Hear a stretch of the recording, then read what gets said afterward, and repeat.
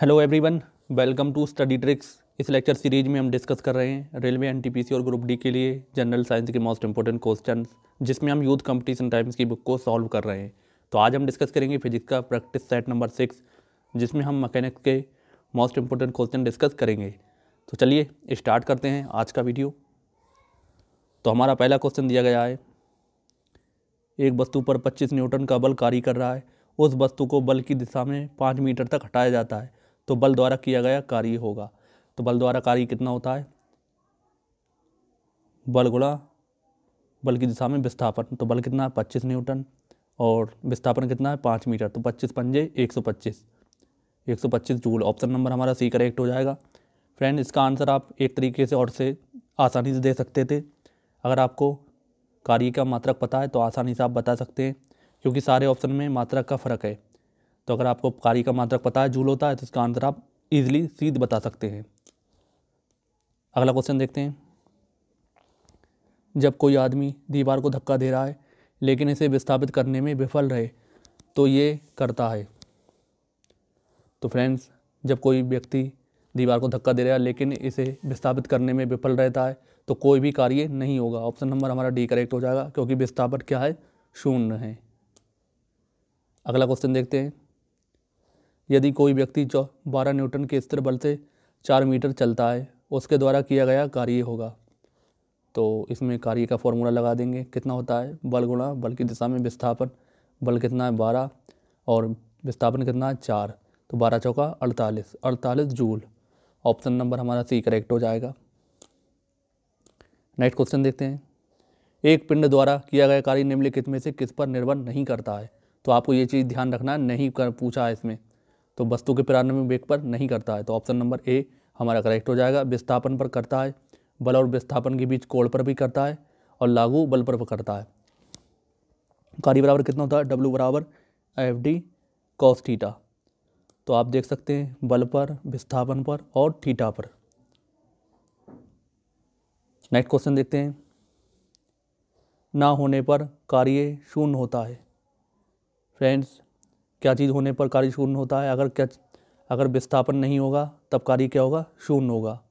बाकी वेग से कोई मतलब नहीं है, शक्ति से कोई मतलब नहीं है, संवेग से कोई मतलब नहीं है। ऑप्शन नंबर हमारा बी करेक्ट हो जाएगा। नेक्स्ट क्वेश्चन है, कार्य हुआ ऐसा कहने के लिए 2 शर्तें पूरी होनी चाहिए, उनमें से एक है। फ्रेंड्स, उनमें से एक क्या है? वस्तु विस्थापित होना चाहिए। ऑप्शन नंबर हमारा बी करेक्ट हो जाएगा। और क्या होना चाहिए? बल होना चाहिए। अगला क्वेश्चन देखते हैं। बल और विस्थापन क्या गुणनफल कहलाता है? तो बल और बल के विस्थापन का गुणनफल क्या कहलाता है? कार्य। ऑप्शन नंबर हमारा सी करेक्ट हो जाएगा। W बराबर FD। आपको ध्यान रखना है, ऑप्शन नंबर में हमारा सी करेक्ट हो जाएगा। अगला क्वेश्चन देखते हैं। कार्य का गुणनफल है, तो कार्य किसका गुणनफल होता है? बल और बल की दिशा में विस्थापन का। तो ऑप्शन नंबर हमारा डी करेक्ट हो जाएगा। बल और वस्तु का बल की दिशा में विस्थापन का। नेक्स्ट क्वेश्चन देखते हैं। किसी वस्तु पर किया गया कार्य किस पर निर्भर नहीं करता है? तो आपको अभी इस तरह का एक क्वेश्चन देखने को मिला था। तो वस्तु के द्रव्यमान पर निर्भर नहीं करता है, प्रयुक्त बल पर भी करता है, विस्थापन पर भी करता है, बल और बल के विस्थापन के बीच कोण पर भी करता है। तो ऑप्शन नंबर हमारा बी करेक्ट हो जाएगा। ऐसे क्वेश्चन को आप ज़रूर ध्यान रखें। नेक्स्ट क्वेश्चन देखते हैं। यदि किसी वस्तु पर लागू एक स्थिर बल बल की दिशा में वस्तु द्वारा स्थानांतरित बल और दूरी के परिणाम के रूप में दर्शाया जाता है, तो इसे कहा जाता है?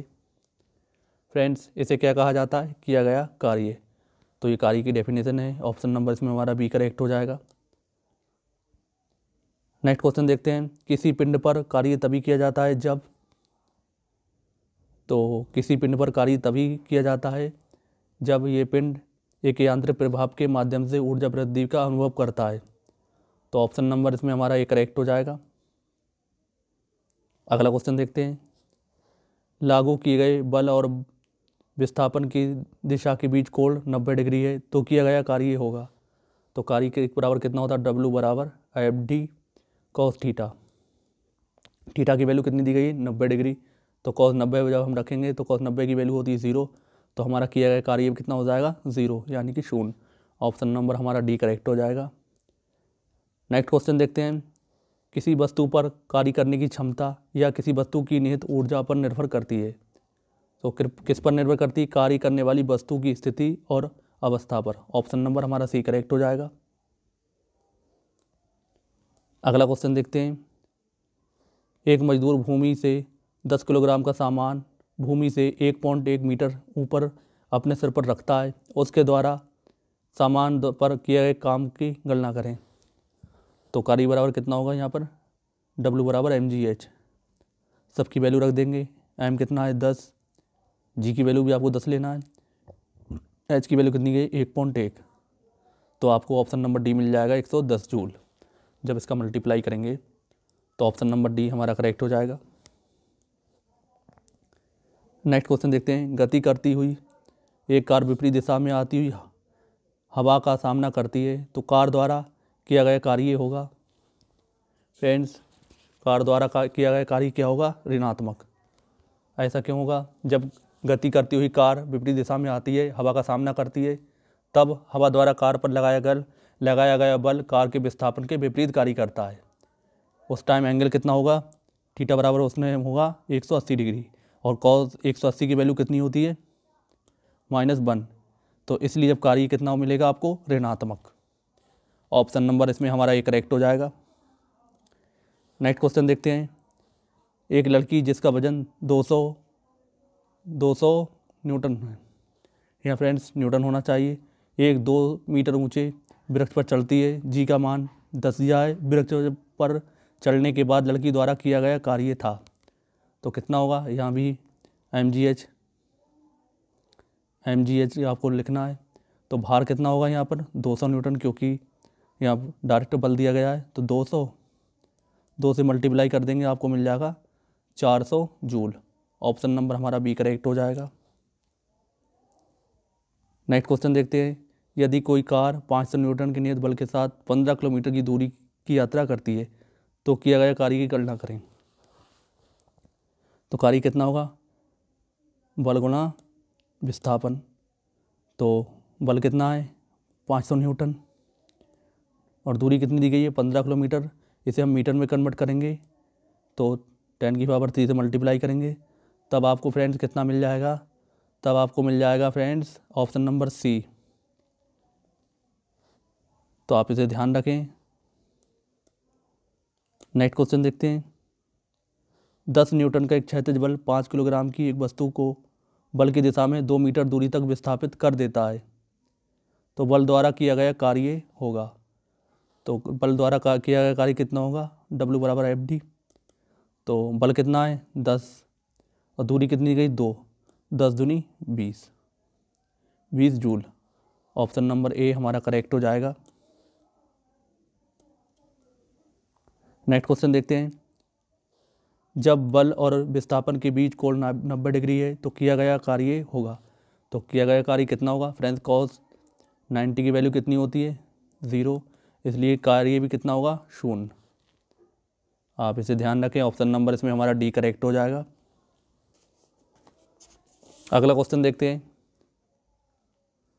एक कुली भूमि से 20 किलोग्राम सामान उठाता है और उसे भूमि से 2 मीटर ऊपर अपने सिर पर रखता है, उसके द्वारा सामान पर किए गए कार्य की गणना करें।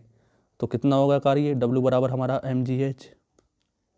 m की वैल्यू कितनी है हमारी? 20, g की वैल्यू 10 लेना है, h की वैल्यू हमें कितनी लेना है फ्रेंड्स? h की वैल्यू हमें लेना है 2, तब आपको मिल जाएगा 400 जूल। ऑप्शन नंबर बी हमारा करेक्ट हो जाएगा।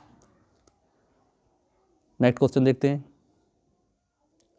एक कुली 13 किलोग्राम सामान को जमीन से 1.5 मीटर ऊपर उठाकर अपने सिर पर रखता है, उसके द्वारा किए गए कार्य की गणना करें। तो इसमें भी आपको वही फॉर्मूला लगाना है, कार्य बराबर mgh। m की वैल्यू आपको 13 लेना है, 13 दी गई है, g की वैल्यू 10 लेना है, h की वैल्यू 1.5 लेना है। जब इसे मल्टीप्लाई करेंगे आपको मिल जाएगा 195 जूल। ऑप्शन नंबर ए हमारा करेक्ट हो जाएगा। अगला क्वेश्चन देखते हैं, एक लड़का 4 किलोग्राम के स्कूल बैग से 30 सेकंड तक पकड़ता है, उसके द्वारा किए गए कार्य की मात्रा जूल में होगी। फ्रेंड्स, लड़का 4 किलोग्राम का स्कूल का बैग 30 सेकंड तक पकड़ता है तो भार द्वारा नीचे की ओर लगने वाला बल कितना हो जाएगा, 4 × 10 यानी कि 40 न्यूटन। लेकिन फ्रेंड्स यहाँ विस्थापन की कोई बात नहीं कही गई है, यानी कि विस्थापन यहाँ क्या है, शून्य। तो किया गया कार्य भी कितना होगा, शून्य। ऑप्शन नंबर हमारा सी करेक्ट हो जाएगा। अगला क्वेश्चन देखते हैं, यदि बल और विस्थापन के बीच कोण तो किया गया कार्य ऋणात्मक होगा, यानी कितने कोण पर किया गया कार्य ऋणात्मक होता है, 180 डिग्री पर। मैं आपको बता ही चुका हूँ। ऑप्शन नंबर इसमें हमारा डी करेक्ट हो जाएगा। तो ऐसे क्वेश्चन को आप ज़रूर ध्यान रखें। नेक्स्ट क्वेश्चन है, एक वस्तु पर 125 न्यूटन का बल कार्य कर रहा है तो उस वस्तु को बल की दिशा में 5 मीटर तक हटाया जाता है तो बल द्वारा किया गया कार्य होगा। फ्रेंड्स आप देख सकते हैं लौट फिर के यही क्वेश्चन है।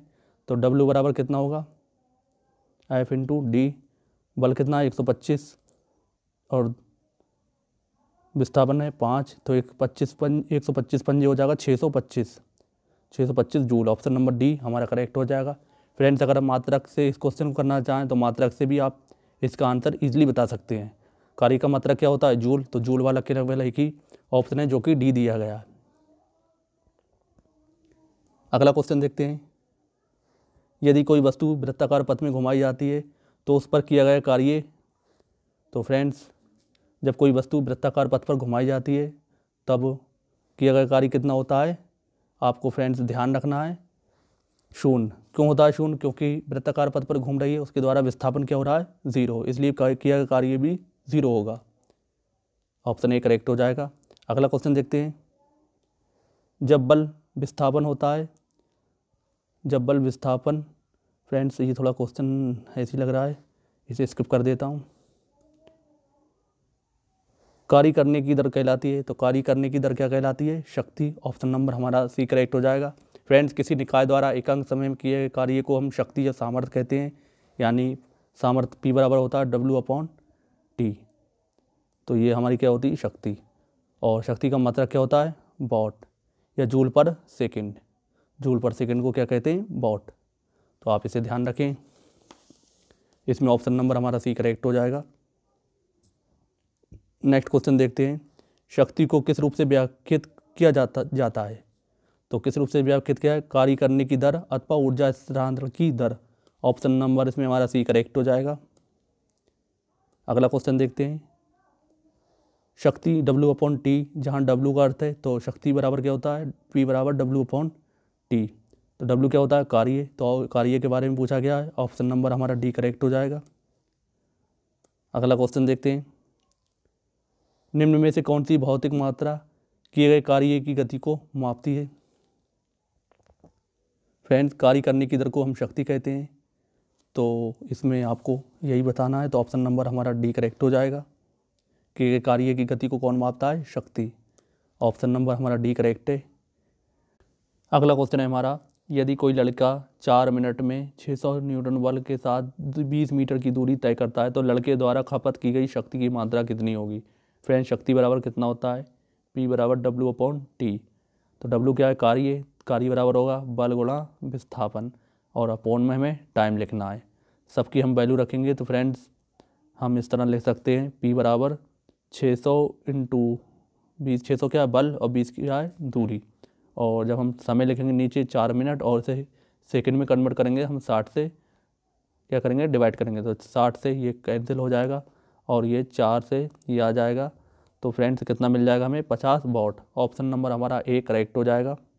अगला क्वेश्चन देखते हैं, उस भौतिक मात्रा का नाम बताएं जो बल और वेग के गुणनफल के बराबर है। फ्रेंड्स वो क्या है, तो हम निकाल के देख लेते हैं। आपको क्या दिया गया है, बल और वेग, यानी F × V। तो ये किसके बराबर होता है फ्रेंड्स, ये शक्ति के बराबर होता है। तो V का मान होता है क्या, V को हम लिख सकते हैं डिस्टेंस अपॉन टाइम। तो ये क्या हो गया, कार्य। तो W/T, और ये किसके बराबर होता है, शक्ति के। तो ऑप्शन नंबर हमारा सी करेक्ट हो जाएगा। अगला क्वेश्चन देखते हैं, एक 40 किलोग्राम भार वाली लड़की 40 किलोग्राम भार वाली लड़की 4, फ्रेंड्स यहाँ 4 सेकेंड होना चाहिए, 45 का 4 सेकेंड में 5 मीटर ऊंची होने वाली सीढ़ियों पर तेज़ी से चढ़ जाती है, उसके द्वारा विकसित शक्ति होगी। तो शक्ति के लिए आपको फॉर्मूला पता ही होगा, P बराबर होता है W/T। तो हमें कार्य का मान कितना रखना है, mgh, और T लेना है। जब हम इसे सॉल्व करेंगे तो हमें मिलेगा 500 वाट, जो कि ऑप्शन नंबर ए में दिया गया है। तो ऑप्शन नंबर ए हमारा करेक्ट हो जाएगा। अगला क्वेश्चन हमारा, औसत शक्ति निम्न में से किसके बराबर होती है। फ्रेंड्स, औसत शक्ति होती है कुल प्रयुक्त ऊर्जा अपॉन कुल समय। तो ऑप्शन नंबर हमारा डी करेक्ट हो जाएगा। नेक्स्ट क्वेश्चन हमारा, एक 50 किलोग्राम का लड़का 45 चरणों की सीढ़ियाँ 9 सेकंड में चढ़ जाता है। यदि प्रत्येक चरण की ऊंचाई 15 सेंटीमीटर है तो उसकी शक्ति का पता लगाएं। फ्रेंड्स, इसमें भी आपको सबसे पहले प्रत्येक सीढ़ी की ऊंचाई निकालना है। तो प्रत्येक सीढ़ी की ऊंचाई कितनी दी गई है, 15 सेंटीमीटर। इसे हम मीटर में कन्वर्ट करेंगे, कितनी मिल जाएगी, 0.15 मीटर। अब आपको क्या करना है, कुल ऊंचाई निकाल